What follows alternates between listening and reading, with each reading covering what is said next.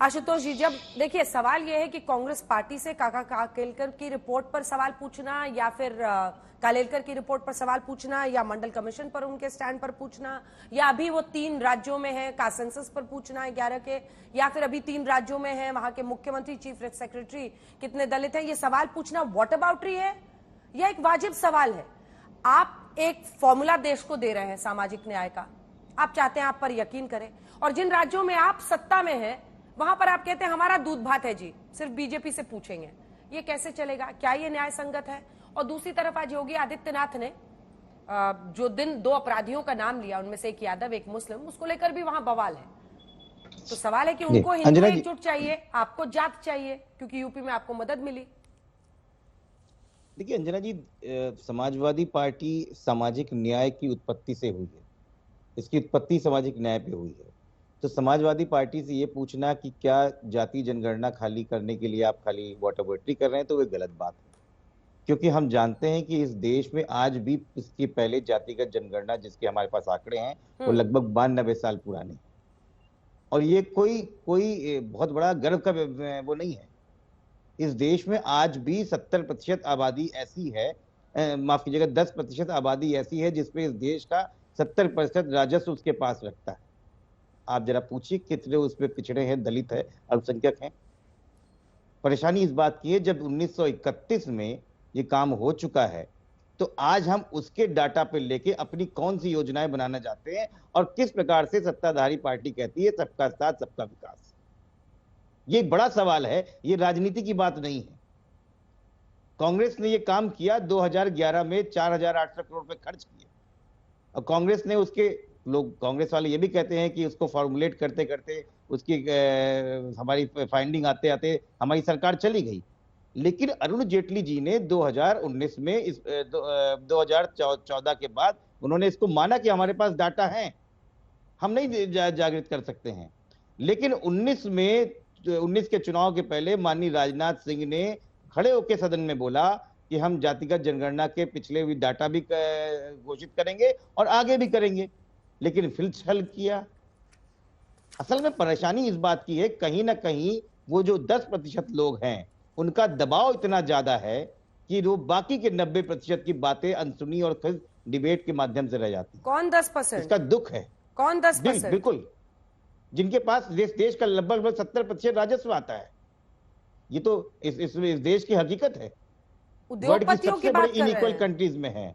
नहीं, हम फाइनेंशियली बात कर रहे हैं, सोशल स्टेटस तो सेकंड हो गया, हम फाइनेंशियली बात कर रहे हैं। आप देख लीजिए हर जगह ये इनइक्वालिटी है। अगर हम चाहते हैं बराबरी की बात करें तो चाहे शिक्षा के क्षेत्र में हो, चाहे आपके मीडिया के क्षेत्र में हो, चाहे वो हाई कोर्ट सुप्रीम कोर्ट की केस में, आप देखिए। मुझे लगता है आशुतोष जी आपने हाई स्पीड यू टर्न मारा है। आपने 10% आप कुछ और कह रहे थे, फिर उद्योगपतियों पर आ गए। बात तो सामाजिक न्याय की हो रही थी ना।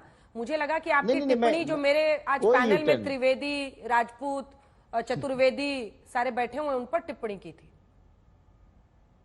नहीं, ये आप उसको गलत तरीके से ले रही। मैं जिस प्रकार की बात कर रहा हूँ उसी इनइक्वालिटी की बात कर रहा हूँ। अब आगे आता हूं, मैं अभी पूरी बात कर लूंगा, हिमांशु जी सुधांशु जी उस पर दीजिएगा जवाब।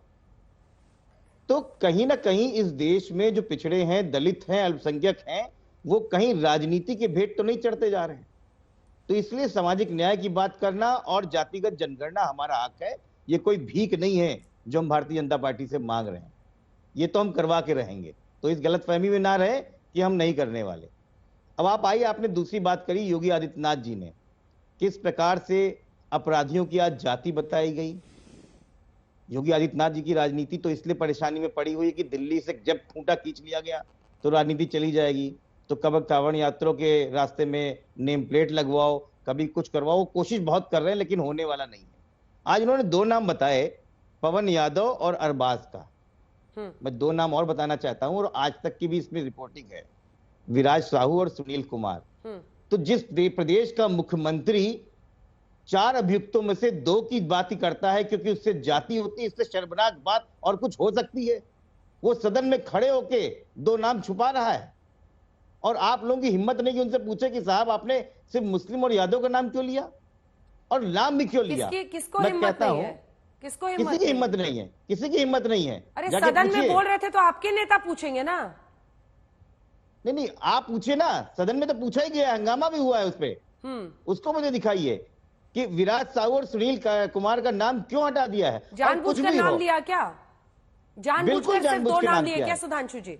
ठीक है, जवाब दीजिए। ये बहुत ही खतरनाक है कि मुख्यमंत्री इस रास्ते में चल रहे हैं। दो नाम लिए उन्होंने 4 अभियुक्तों में से, एक यादव, एक मुस्लिम, जिनको आप लोग कहते हैं ट्रेडिशनल वोट बैंक है समाजवादी पार्टी का, MY।